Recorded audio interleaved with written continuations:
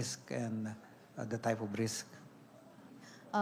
Madam Chair, thank you to the Honorable Secretaries for admitting that concern because we're similarly concerned. So can I ask if DEPDEV and DBM, can they disclose po ba which sectors or flagship PPP projects represent the biggest fiscal risks? Is there a report that DBM, DEPDEV may submit to provide this information po?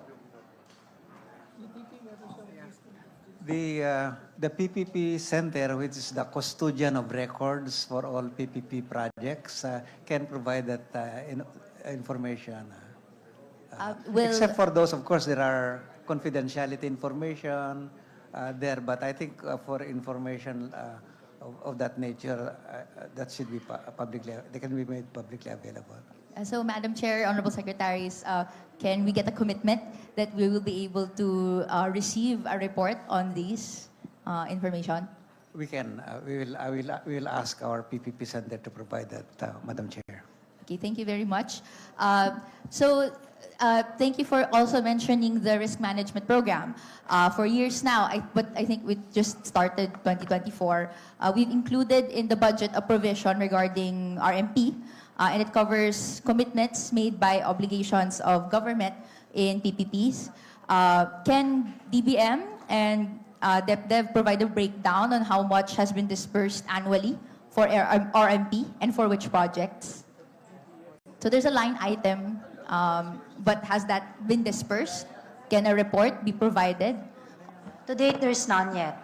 There's an item and there's a budget provided, but there's no release to date, Madam Chair. How about in the previous years, Madam Chair, for 2024-2025? Wala din po, Madam Chair. Okay, so if I got this correctly, there's around 3.6 billion allocated for RMP. But since 2024, 25, 2026, or 2025, there's been no disbursement yet. Yes, to date, Madam Chair, wala pa po. Okay. Thank you, Madam Chair. And for us, we have to raise this question of principle. There's a design for it, but for us, the risks that are borne ideally should not be taken from taxpayers.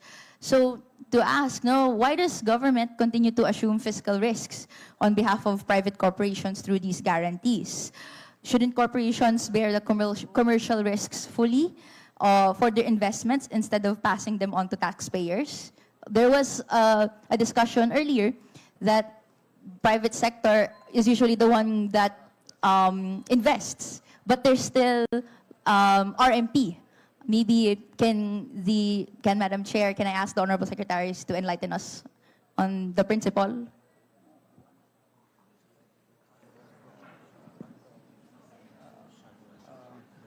I think the contract that the parties signed with government provides what government's obligation is with respect to certain type of risk, sharing of the risk, and I think that given that these contracts go through a very extensive discussion, including advice by what do they call this one? Impartial parties like the World Bank or IFC or ADB, will look into those risk issues, and only then, when it's clear what the government is facing in relation to this risk, that the contract is signed.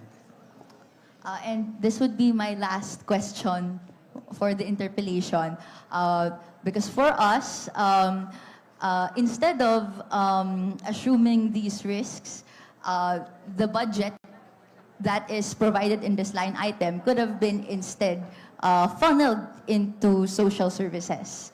So, may I ask, Madam Chair, what is the appreciation of the honorable secretaries with, why don't we instead channel it to social services?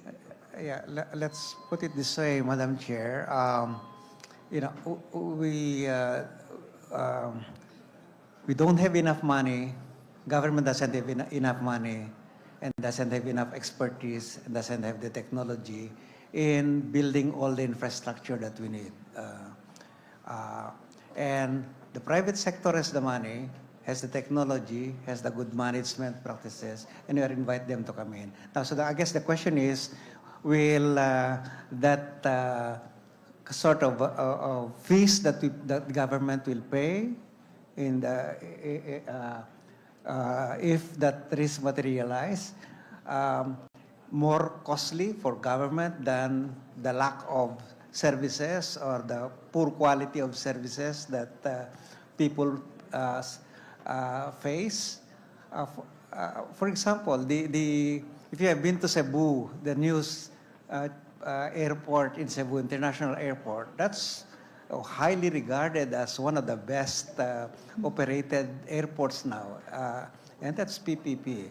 The improvements that are being done with the international airport at Naya, that's PPP. I think that everyone who uses the Naya now will appreciate the kind of service that. So how do we value the service in relation to that, to those 3 billion pesos that we set aside for the taking in case a call is made about, So the social benefits are high, the economic benefits are high relative to the cost that government is facing. Madam Chair. If I may make a last comment, Mr. Chair. Just quick, expired na po yung time. Thank you. Thank you, Madam Chair.